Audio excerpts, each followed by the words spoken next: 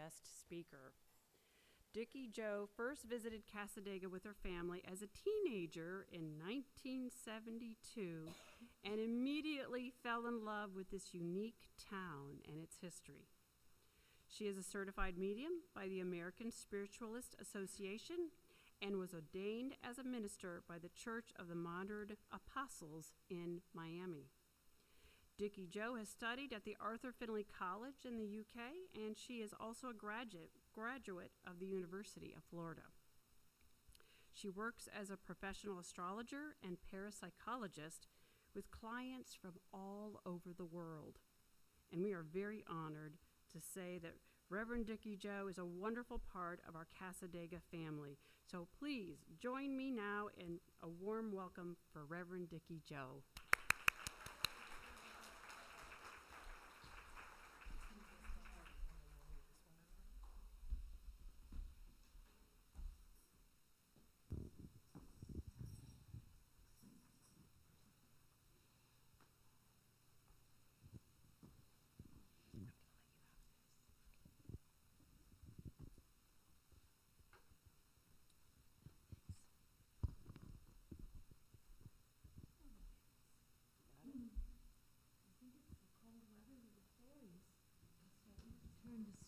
That's one of the tricks the fairies have.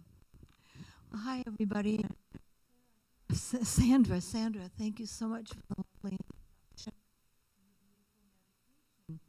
Well, everybody, it's Groundhog's Day, and the groundhog has seen its shadow. Did you notice the sunlight came out a little while ago? And I don't know, did anyone see whether Puxatawny Phil got some press? He's the official groundhog of the United States. And if he sees his shadow, then it's definitely more winter.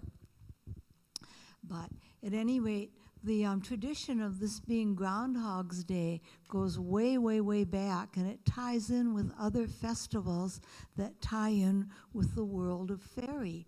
Our topic today is the astrology of fairyland, and there are certain days and times. Astrology is all about timing and places that are portals to the other side.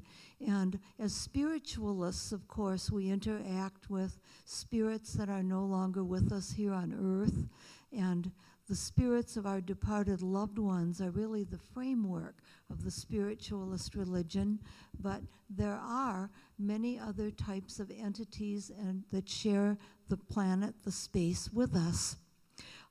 Many of you have heard of different types of cryptozoology characters like the Loch Ness Monster and maybe Champy and Lake Champlain, right? And all of those are real on some level. And fairyland is a place that exists alongside our everyday waking reality, but it vibrates at a slightly different level. Think about fine-tuning a radio or maybe a television so you can get just the perfect picture, and that can be different at different times. And that's really what we're talking about. How many of you have visited the Cassadaga Fairy Trail?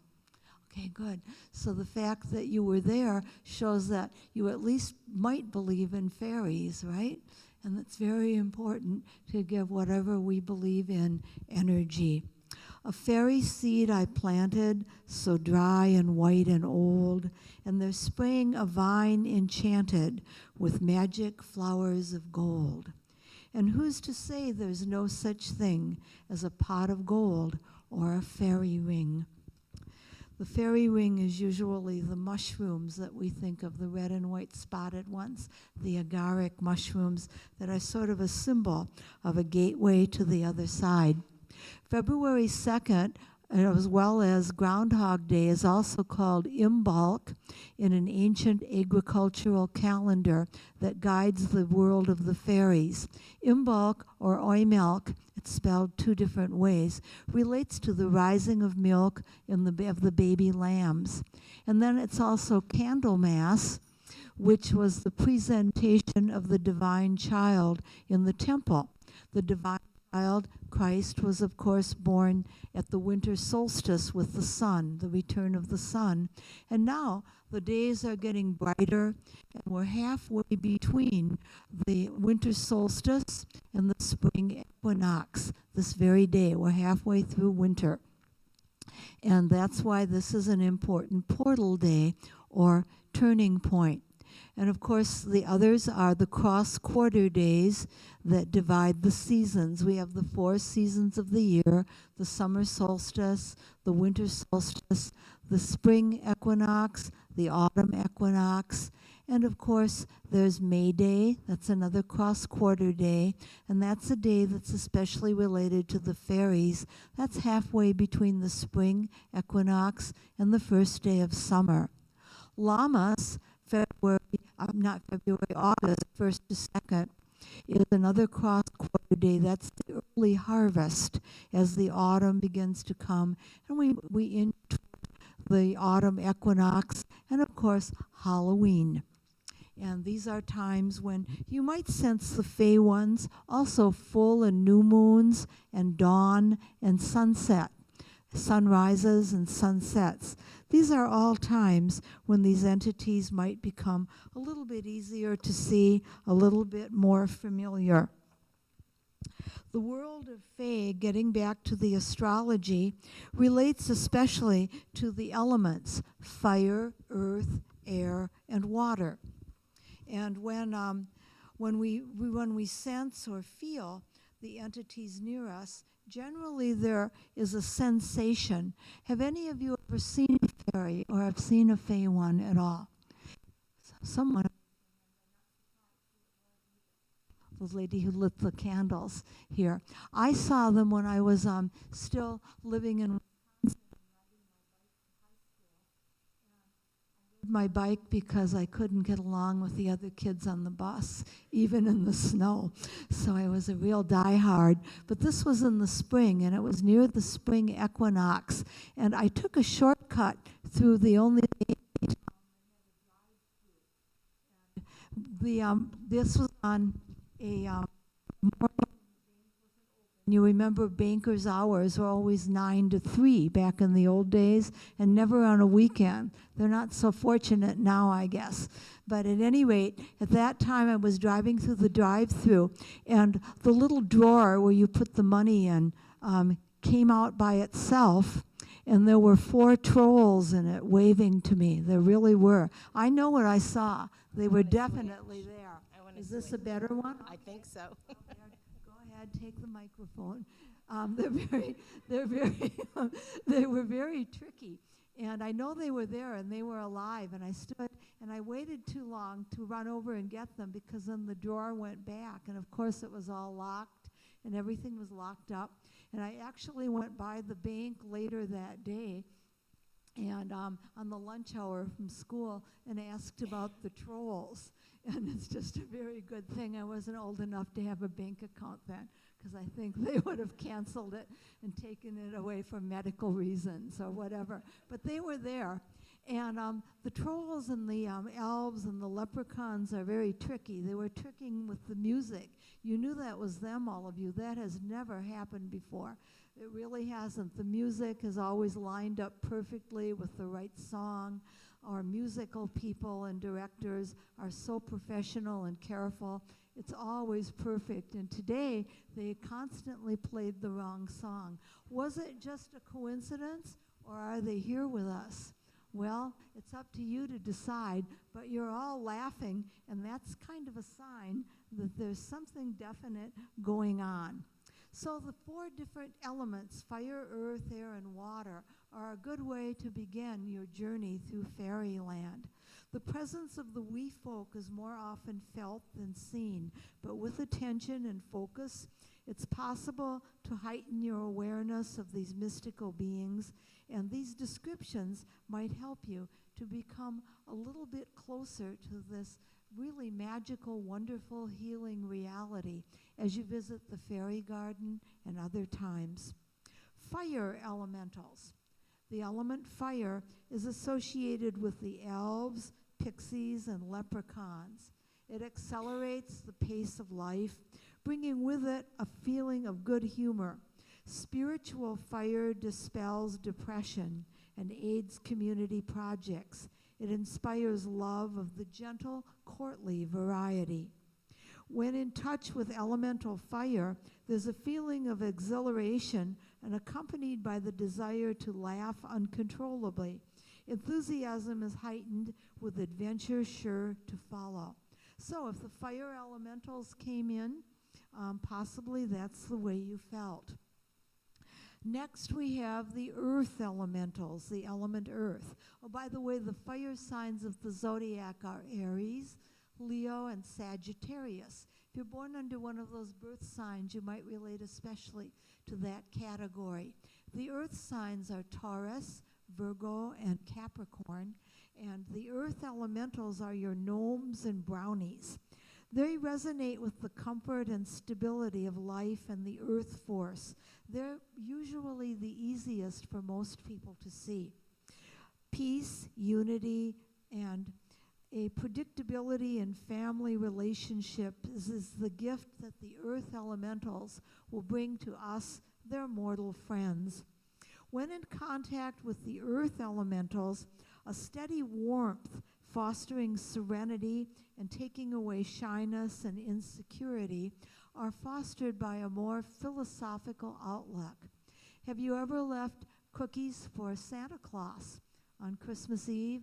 Well, he's a giant gnome, and also around the world, people will leave a bowl of milk out for brownies, particularly in Scotland or in places where the Celtic people have settled, like Australia and New Zealand. And so the earth elementals are very tangible. The air elementals, the air signs are Libra, Gemini, and Aquarius. Beautifully linked to air, they're ethereal and graceful fairies, idealizing the real and the tangible. They are noble and charming, and further appreciation of all that is glamorous and artistic. Fairy energy is present when there's a feeling of well-being and confident contentment. Creative ideas abound, and there's a heightened sensitivity to color and sound. Shoes that won't stop dancing are often a fairy gift that's sort of tricky and related to music. And so be careful what you wish for. If they grant you one wish and you wish for shoes, you might not be able to stop dancing. That's one of the many legends related to interactions with the Fey ones. Finally, we have the water elementals. The water signs are Pisces, Cancer, and Scorpio. Sprite and mermaid and undine figures personify the spirit of water. The water elementals are affectionate and highly emotional. Their energy fosters an understanding of the true rewards of hard work and personal sacrifice. Heightened sensitivity to people and animals is generated by the water elementals. Sprite energy brings a sense of good luck or your luck turning for the better. If you feel your life is a washout and things are really down and out, lucky turning for the better will bring improvement to your quality of life. The water elements are a little more kindly than the other elementals. The ones that were playing with the music here earlier were surely fire, earth, or air, because the water elementals tend to be quiet. They also don't talk a lot. Remember, the mermaid would lose her voice, and that's another part of the fairy stories that many of us hear. If all of you think this is really crazy, you're not in good company. Those of you who believe me are in better company, because Abraham Lincoln believed in fairies and elementals, and A. Conan Doyle, the creator of Sherlock Holmes, believed in fairies, and in fact very much supported the research involving them in England that was controversial and was first debunked and then reinstated and back and forth, typical fairy behavior. And also Albert Einstein, I saved the best for last. To paraphrase a famous quote from Einstein, there are only two ways to live your life: as if everything is full of magic or nothing is full of mysticism. So you have to kind of decide which way to go as you approach the fairy kingdom. And so I have some poetry here and also some information about the different categories to share with you. The earth elementals, the gnomes, are led by a character called Gob, J-O-B, and there are salts and powders and treasure troves of riches that are associated with the earth elementals. And of course, gnomes are always very rich. Look at the dwarves in Snow White and the seven dwarves. Obviously, they were of the gnome category. The water elementals, your nymphs and undines, are led by a character named Nekna, and that relates to solutions and sacred washes. And they relate especially to plants and to health and to interaction with those in need. The fire elementals are dragon-like salamanders, and jinn, fire, and incense relate especially to them. Freedom and courage are the gifts that they might bring into your life. The air elementals are sylphs, zephyrs. Paraphalda is supposed to be the leader, and oils and incense go with the air, fragrances especially. Knowledge and inspiration are their special gifts. Oils and fragrances that will help you to open up to the wee folk, the little people, include lime, carnation, gardenia, wintergreen. And this invocation came from a mystic and author named Al Manning. The wee folk everywhere, your fun and love we seek to share. Gronky doodles, hear our call. Leprechauns, come one and all. Leader Gob of gnome and troll, come and share your humor droll. Nekna and your undines bold, play with us your games of old. Paralda, zephyrs of the air, caress us while our faces bare. Salamanders led by jinn, the candle flames you may play in. Okay, I just invoked them into your lives, everybody. See what happens. This is one of the major days. So Reverend Deb didn't know what she was doing when she invited me to speak, particularly today. But the minute she said the 2nd of February, I thought, aha, I already have the whole program ready. So now, if you stop by the fairy trail today or when you have a chance, they will be waiting for you. Trust me, because they've already been after me all of this week doing all kinds of things that go on. Trees that relate particularly to the wee folk are oak, ash, and thorn. Plants that they're drawn to include angelica, thyme, and angel's trumpet. There are others. There are also musical notes and angels that go with them. The whole science of fairyland is really intricate. If you want to hear more, I had a new video open just this morning on my YouTube channel, Dicky Joe Mullen YouTube. It's free, and if you want to listen to it and hear more information, you can. We also are having a fairy festival here in Cassadaga later this spring, and I'm going to be doing a 2-hour workshop. I actually have a horoscope for a true elemental, a fairy genuine full horoscope we'll be doing, and a lot more information about all of these different topics. And this is just kind of the tip of the iceberg. Some more herbs and fragrances that we can relate to entering this kingdom would be apple blossom, carnation, and chamomile, and lavender. Lavender is particularly good for almost everything related to higher consciousness. It's a wonderful antidepressant, too. And roses, which relate to love and joy. Rosemary is related especially to elves, music, and eternal youth. The tale of Rip Van Winkle, if you research some of the older fairy tales and some of the different intricacies and history behind these legends, which go back hundreds of years, it's always about someone who falls asleep at a normal age and wakes up as an old person, wanders back to where he or she lived, and usually he, but sometimes it's she, and everything's different, but they finally locate a very elderly person who says, long ago when I was a child, my great-great-grandfather would tell me of a fairy, that person that had disappeared and been taken by the fairies. That must be you. They let them come back. So the next time you read or hear about Rip Van Winkle, just be kind of careful.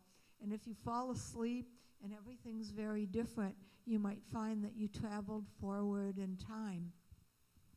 And of course, time travel, thinking of, Tales by Mark Twain, a Connecticut Yankee in King Arthur's court.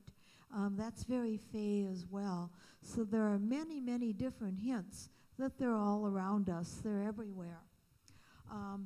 It's very important to be ethical and very kind if you're around the fey ones, because the people that they trick are always the misers, the grumps, the selfish individuals. And let me see, we're getting toward the 11th hour here for this portion of the service. And so I think I will tell a little story from Ireland, my family's country, about a leprechaun.